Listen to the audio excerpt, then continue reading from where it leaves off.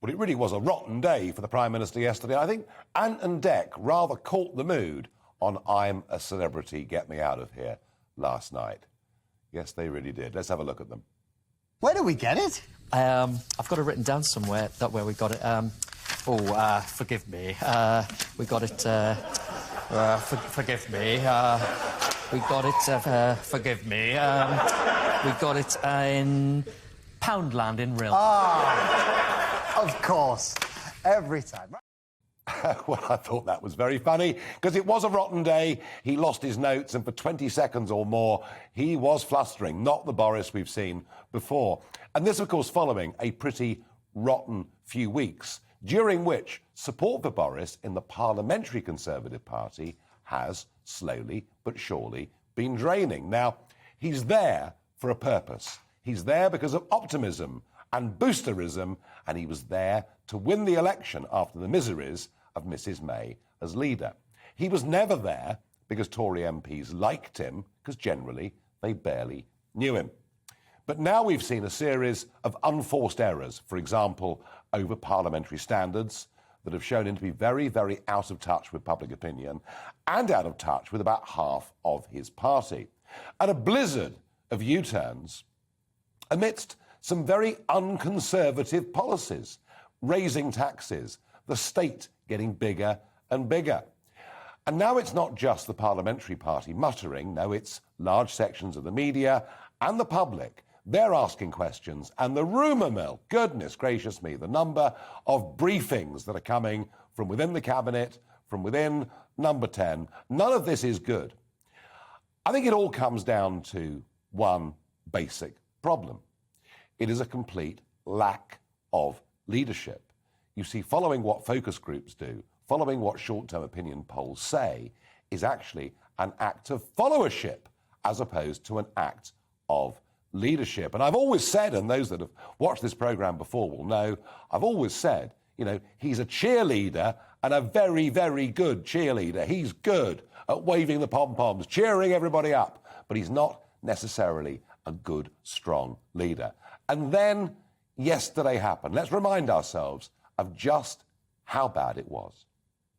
So with safer streets, with great local schools, with fantastic broadband,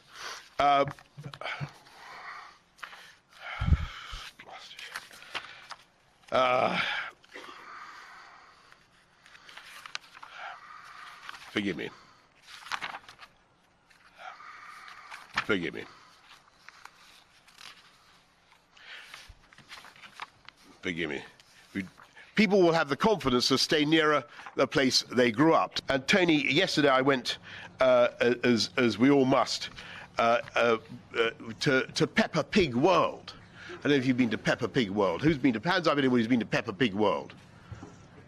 Not enough.